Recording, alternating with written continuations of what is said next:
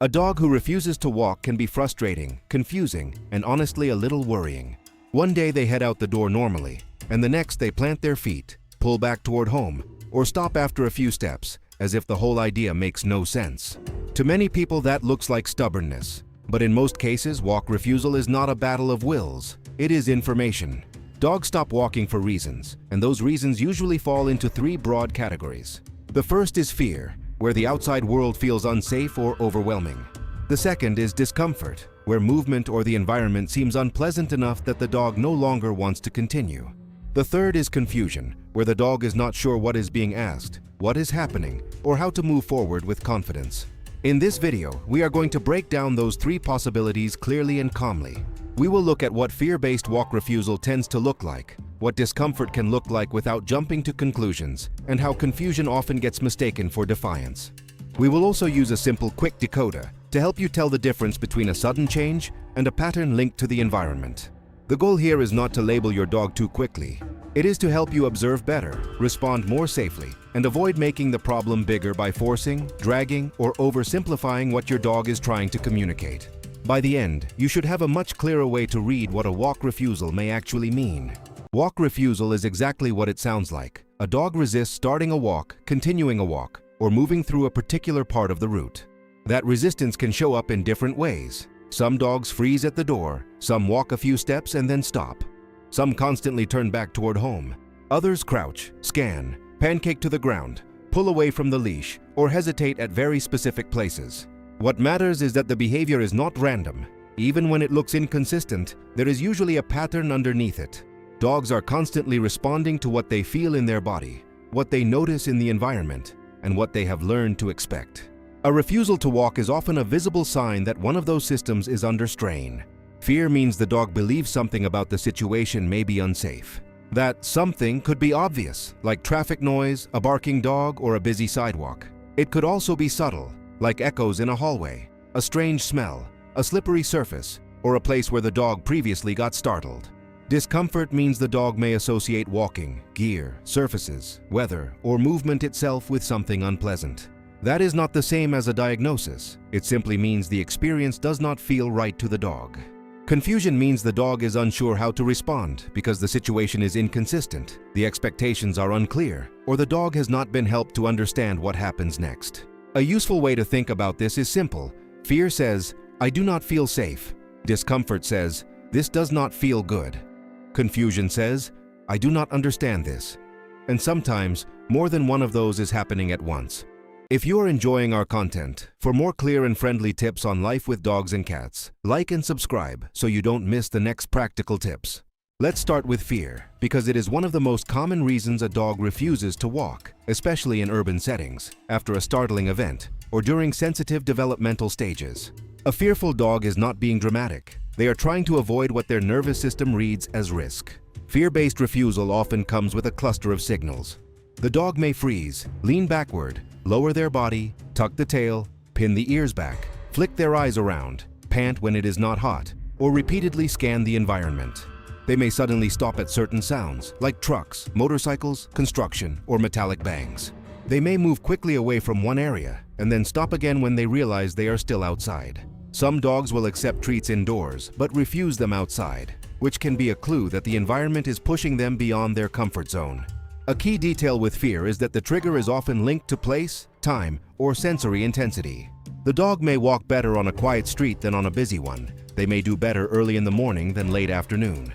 They may walk normally until they reach the elevator, the corner with loud traffic, the house with barking dogs, or the open area with no cover. This is why, "but he knows how to walk," is not always a useful conclusion. The issue may not be the walking itself. It may be the context around it. Now let's look at discomfort. This is the area where people need the most humility, because discomfort is easy to miss and easy to misread. Some dogs refuse to walk because something about the experience feels physically unpleasant, awkward, or aversive. That does not automatically mean a medical problem, and it is important not to diagnose from behavior alone. But it does mean you should not assume the dog is simply choosing to be difficult. Discomfort can come from the gear itself. A harness that rubs, a collar that feels restrictive, boots that change how the dog moves, or a leash setup that creates constant tension can all affect willingness. It can come from the ground too.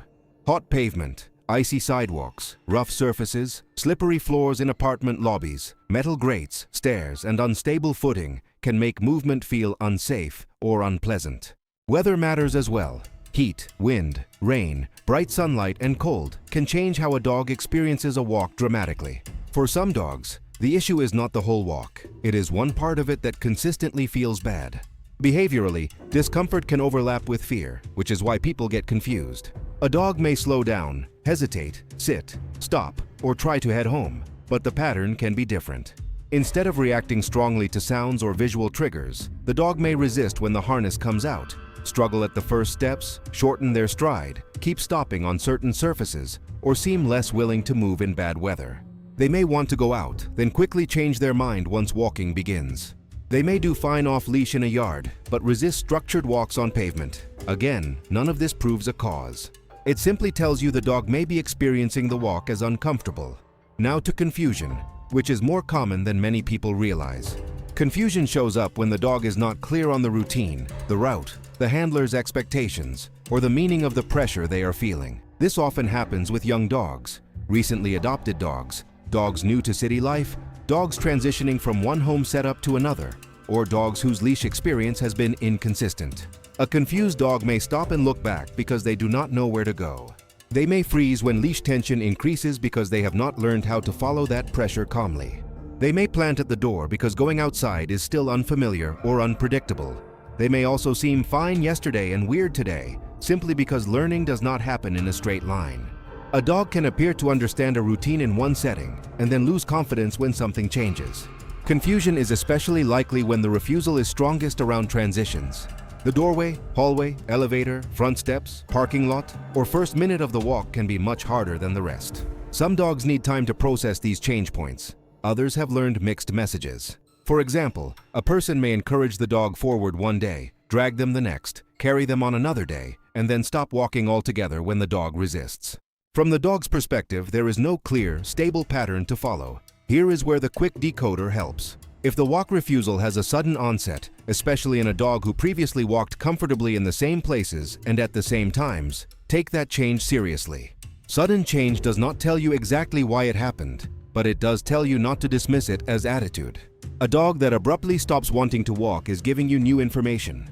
That pushes discomfort higher on the list of possibilities, though fear can also begin suddenly after a strong scare. If the refusal is clearly tied to environment change, think first about fear or confusion. Did the route change? Did the weather shift?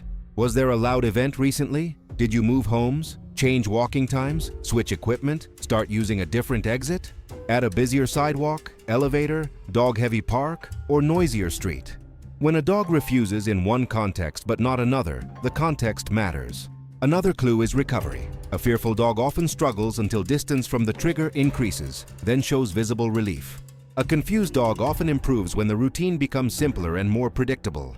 A discomfort-related pattern may persist even in quieter settings if the underlying unpleasant part of the experience remains the same.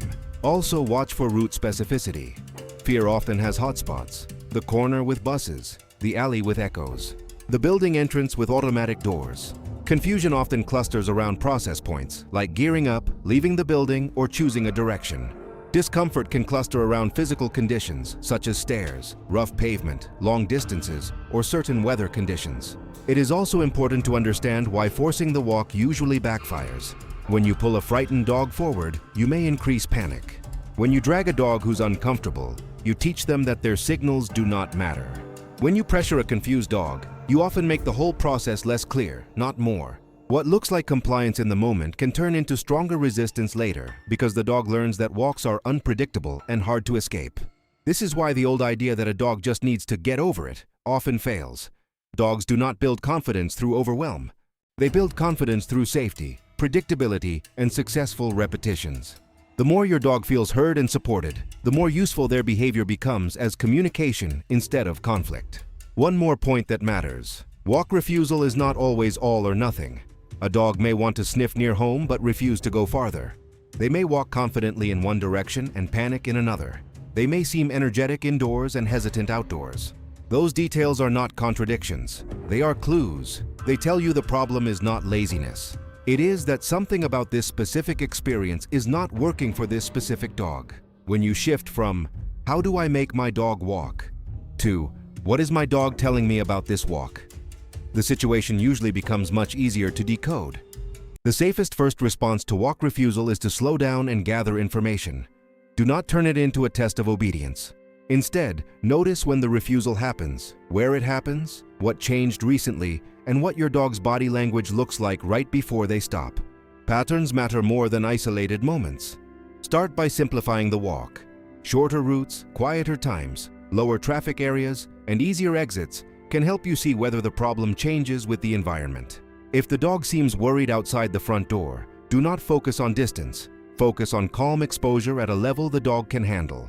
That may mean stepping out briefly, pausing, letting the dog observe, then returning inside before stress builds too high. Small successful repetitions often teach more than one long difficult walk. If fear seems most likely, increase safety and predictability.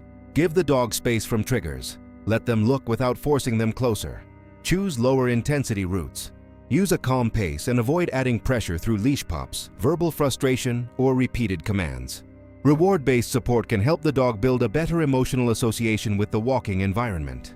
Reward-based means reinforcing behaviors you want, such as orienting toward you, taking a few relaxed steps, or calmly noticing the environment without shutting down. If confusion seems likely, make the sequence clearer. Keep the pre-walk routine consistent. Use the same exit, the same gear, and the same calm startup pattern when possible. Reduce mixed messages. Instead of pulling forward or changing the plan every few seconds, help the dog understand the first step, then the next. Some dogs benefit from very short, repeatable outings that teach. We go out, we pause, we move a little, and we come back calmly. If discomfort seems possible, think in terms of reducing friction in the experience without guessing at a diagnosis. Check whether the gear fits comfortably. Notice whether certain surfaces, temperatures, distances, or weather conditions change your dog's willingness. Compare how your dog behaves in different walking setups and locations. The goal is not to prove a cause on your own. The goal is to notice whether the walk becomes easier when specific stressors are removed. Now for the mistakes to avoid. The first is labeling the dog as stubborn too quickly. That label shuts observation down. The second is dragging, coaxing excessively, or escalating pressure until the dog moves. That may get movement, but it often damages trust and makes future refusal stronger. The third is ignoring body language that appears before the stop. Many refusals are preceded by slower movement, scanning, head turns, sudden sniffing, hesitation, or changes in posture. The stop is often the final signal, not the first one. Another mistake is expecting one solution to fit every dog. A dog afraid of traffic needs a different plan than a dog confused by leash pressure. A dog struggling with hot pavement needs a different response than a dog overwhelmed by a new neighborhood. Decoding comes before solving. Here is the recap. Fear-based refusal usually sounds like, "This feels unsafe." Discomfort-related refusal often sounds like, "This does not feel good." Confusion tends to sound like, "I am not sure what to do here."